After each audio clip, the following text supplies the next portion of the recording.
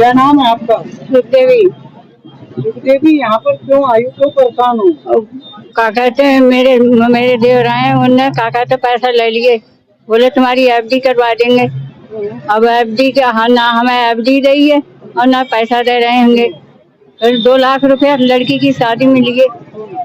अब लड़का मेरा बड़ा बीमार पड़ो, तो वो भी बीमारी में खत्म हुआ, मेरे पास तो पैसा नहीं है।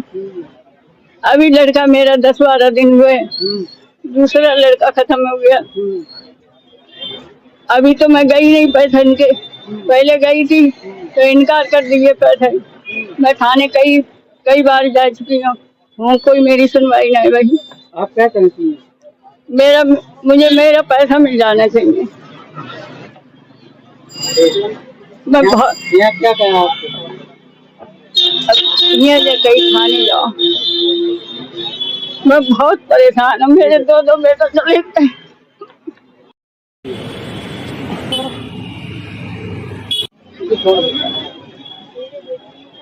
आपका यहाँ आने का कारण क्या रहा, किस लिए आए? पत्रकार बंधु, आपने बहुत अच्छा प्रश्न किया है। ऐसा है, हम किसानों की लड़ाई लड़ते हैं, जिसमें से हमारे एक किसान के साथ बहुत दिनों से अन्याय हो रहा है, जो कि तहसील, ऐसा इनकी पुश्तैनी जमीन है जो इन्हें विरासत के आधार पर मिली थी। उसमें कुछ ऐसे तत्व थे जो शासन प्रशासन में अपनी सांठगांठ और पैंठ रखते थे। उन्होंने मुकदमा डाल करके उसको दूसरे आदमी के लिए उसमें दिया। मुकदमा भी ये बेचारे जीत गए हैं। ये मामला थाना बशारतगंज और तहसील आंवला का है। तो इसमें काफी दिनों से ये सब चल रहा था और ये सिविल से भी इन्होंने अपनी जीत हासिल की और वही जो है इन्होंने तहसील स्तर पे भी अपनी जीत हासिल की।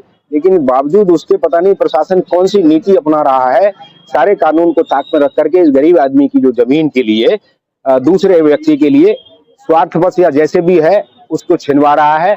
और विगत दिनों स्वयं एसडीएम आंवला जाकर के वहां पर ट्रैक्टर मंगा लिया, इनके ढेंचा बोया हुआ था उसको जुतवा दिया और दूसरे के हक में उसके काम का कर आए। जबकि वो जो एक महिला है जिसका कोई अता है ना पता है, कहाँ की रहने वाली है, किसकी बेटी है, ये सब भी सबूत कोई मांगना नहीं चाहता।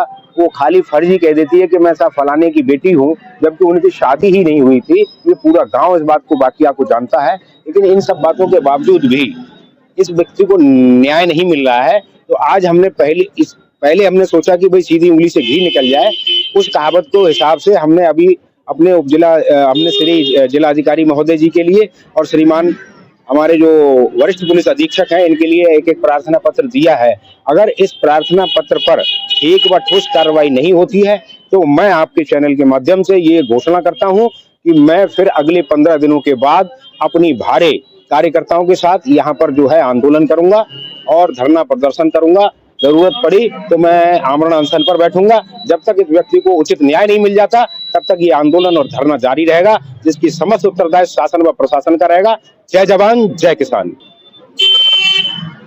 क्या आप ही को व्यक्ति है जो जमीन को लेकर बवाल है? जी, क्या नाम है? जैनल लाल नाम है सर हमारा। किस जगह से आते हैं? निसोई गाँव है साहब, थाना बिसातगंज तहसील आंवला है सर। कितना समय हो गया होगा? 5 साल हो गए साहब, हम मुकदमा चला रहे कितनी होगी? जमीन 12 बीघे जमीन है साहब। तो ये आपस का बंटवारा है या मतलब किसी दूसरे? नहीं, ये दादलात है हमारी साहब। हाँ, और एक लड़की आ गई है, वो फर्जी लड़की बन रही है।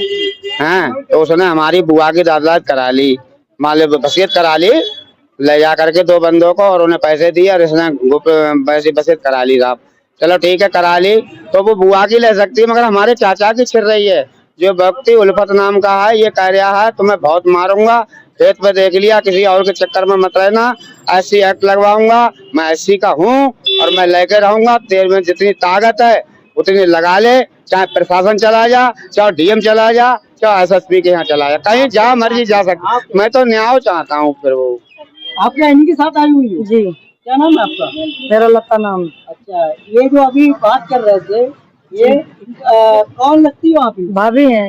अच्छा, भाभी हो, इनकी आप भाभी हो। आपका क्या मानना है, आपके संज्ञान में क्या है, क्या चाहते हैं? जी सर, हम भी यही चाहते हैं, न्याय चाहिए इनको। किस जगह से आई हो? निसोई से।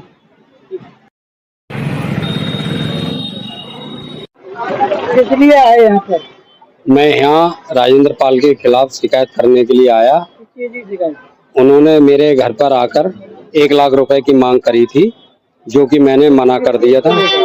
अपनी घरेलू समस्याएं, बिजली का बिल, जमीन संबंधित और कुछ उनके ऊपर उधार आ रहा था दूसरे लोगों का। जिन लोगों ने आपसे पैसे की मांग की तो वो आपके पड़ोसी हैं या परिवार के? वो हमारे करीबी रिश्तेदार हैं।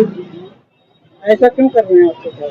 वो अपनी दबंगई में आके हम ही पे उल्टा इल्जाम लगाते हैं और पुलिस प्रशासन के सामने भी हमें थाने में दोरनिया थाने में पुलिस प्रशासन के सामने हमें धमकी दी कि तेरे खिलाफ हम रिपोर्ट करके तुझ पे केस लगवाएंगे और रुपए नहीं दी कहीं पर? हाँ, मैं दोरनिया थाने में 14 तारीख को मैंने शिकायत करी थी और 2 बार और गया, 15 और 20 तारीख को। फिर आज यहाँ पर आए तो क्या आश्वासन मिला? यहाँ पर हमें आश्वासन ये दिया गया कि हम आपके पैसे दिलवाने की पूरी कोशिश करेंगे। क्या चाहते हैं? मैं अपने पैसे वापस चाहता हूँ और इनके यहाँ रमेश नाम का व्यक्ति है जिसके सामने मैंने पैसे दिए 85,000 रुपए। हाँ।